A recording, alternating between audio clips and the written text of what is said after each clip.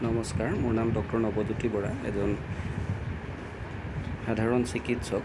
আজি আপোনালোকক এণ্টিবায়'টিকৰ বিষয়ে কিছু কথা জনাবলৈ ভিডিঅ'টো প্ৰস্তুত কৰিছোঁ। এণ্টিবায়'টিক কি? এণ্টিবায়'টিক হৈছে এনে কিছুমান ঔষধ যিবিলাক ঔষধে বেক্টেৰিয়াক মাৰি পেলাব পাৰে বা বেক্টেৰিয়াক কিল কৰিব পাৰে। এণ্টিবায়'টিক জাতীয় ঔষধবিলাক সাধাৰণতে ভাইৰাছ, ফাংগাছ এইবিলাকৰ ক্ষেত্ৰত কোনো কামত নাহে। ভাইৰাছক কিল কৰিবৰ কাৰণে, ভাইৰাছক মাৰিবৰ কাৰণে এণ্টিভাইৰেল জাতীয় ঔষধবিলাকহে প্ৰয়োজন হয়। গতিকে আপোনাৰ ভাইৰাছজনিত ৰোগৰ ক্ষেত্ৰত এণ্টিবায়'টিকৰ ব্যৱহাৰ কৰিলে ই আপোনাৰ কোনো সহায় নকৰে, ই আপোনাৰ দ্ৰুত আৰোগ্য ক্ষেত্ৰতো কোনো সহায় নকৰে। এণ্টিবায়'টিক আজিকালি আমি সাধাৰণতে দেখা যায় যে সকলো মানুহে সাধাৰণতে সৰু সুৰা কিবা এটা সমস্যা হ'লে এণ্টিবায়'টিক ব্যৱহাৰ কৰে।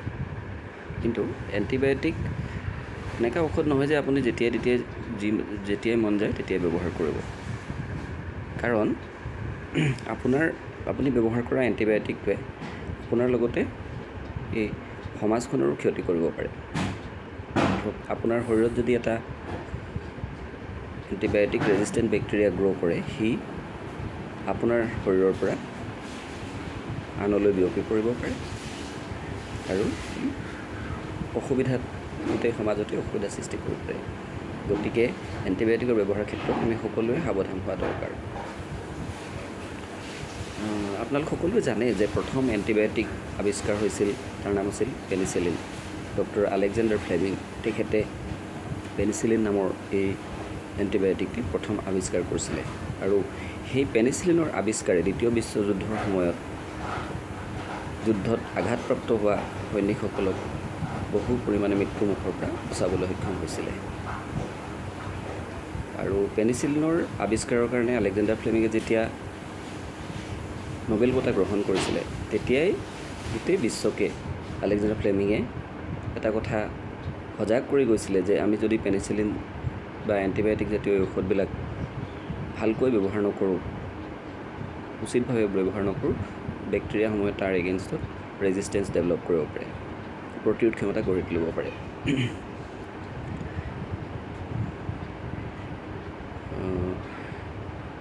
গতিকে তাৰ পৰৱৰ্তী সময়ত দেখুওৱা গ'ল যে বেক্টেৰিয়াবিলাকে পেনিচিলিনৰ এগেইনষ্টত ৰেজিষ্টেঞ্চ প্ৰতিৰোধ ক্ষমতা গঢ়ি তুলিলে আৰু তাৰপিছত নতুন বেক্টেৰিয়াবিলাক নতুন এণ্টিবায়'টিক আৱিষ্কাৰ হ'ল। সেইবিলাকৰ এগেইনষ্টতো বেক্টেৰিয়াবোৰে লাহে লাহে প্ৰতিৰোধ ক্ষমতা গঢ়ি তুলিলে। গতিকে বৰ্তমান সময়ত এনেকুৱা এটা পৰ্যায় পাইছেগৈ যে কিছুমান এনেকুৱা ধৰণৰ বেক্টেৰিয়া আছে যিবিলাক প্ৰায় সকলোবিলাক এণ্টিবায়'টিকৰ তাৰ ক্ষেত্ৰত বিফল হয়, তাক মাৰি পেলোৱাত বিফল হয়। আৰু যেনেকৈ ধৰক আমি কাৰোবাৰ এগেইনষ্টত যুদ্ধ কৰিব লাগিলে আমি সদায় যিটো আমাৰ মেইন অস্ত্ৰ, যিবিলাক আমাৰ প্ৰধান অস্ত্ৰ, সেইবিলাক আমি পিছলৈ ব্যৱহাৰ কৰোঁ। প্ৰথমতে আমি যিবিলাক কমটি পাৱাৰফুল অস্ত্ৰ, এনেকুৱা ক্ষেত্ৰত যায়, এনেকৈ এণ্টিবায়'টিকবিলাকো সাধাৰণতে প্ৰথম অৱস্থাত আমি কমটি পাৱাৰফুল এণ্টিবায়'টিক ব্যৱহাৰ কৰিব লাগে, যাতে আমি শত্ৰুক কম পাৱাৰফুল এণ্টিবায়'টিকৰ দ্বাৰাই বা বেক্টেৰিয়াবিলাকক মাৰি পেলাব পাৰোঁ।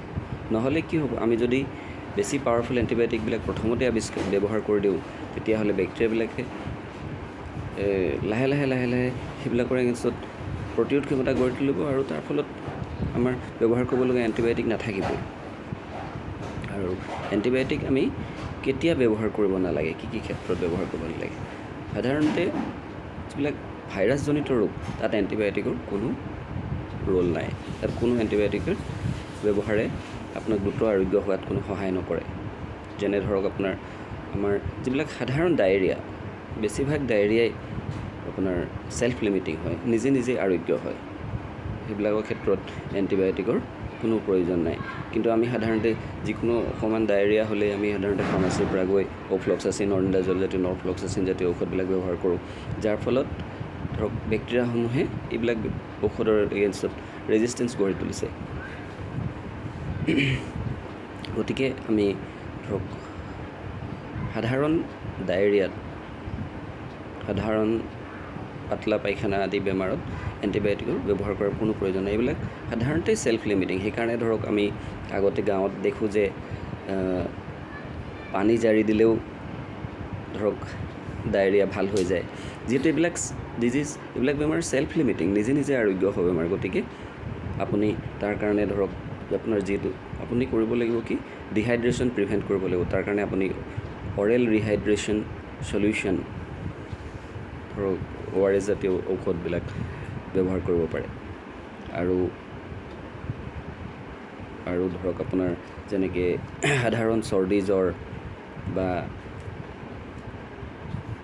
চৰ্দি জ্বৰ আদিৰ ক্ষেত্ৰতো আপোনাৰ এণ্টিবায়'টিকৰ কোনো ৰোল নাই। সেইবিলাক বেছিভাগেই ভাইৰাছজনিত বেমাৰ আৰু সেইবিলাক ছেল্ফ লিমিটিং হয়, নিজে নিজে সময়ৰ লগে লগে আৰোগ্য হয়। গতিকে আপুনি তাৰ ক্ষেত্ৰত এণ্টিবায়'টিক ব্যৱহাৰ নকৰাকৈ চিম্পটমেটিক আপোনাৰ লক্ষণৰ অনুযায়ী ধৰক গৰম পানী, কুহুমীয়া গৰম পানী দি ডিঙিটো গাৰ্গল কৰিলে তেতিয়া লাহে লাহে নিজে নিজে আৰোগ্য হোৱা বেমাৰ। তেনেকুৱা ক্ষেত্ৰত এণ্টিবায়'টিকৰ ব্যৱহাৰ কৰাৰ কোনো প্ৰয়োজন নাই। গতিকে আপুনি ডায়েৰিয়া ধৰক আপোনাৰ ফেৰিনজাইটিছ, লেৰিনজাইটিছ আদি বেমাৰৰ ক্ষেত্ৰত এণ্টিবায়'টিকৰ বিশেষ ৰোল নাই। বেছিভাগেই এইবিলাক ভাইৰাছজনিত ৰোগ।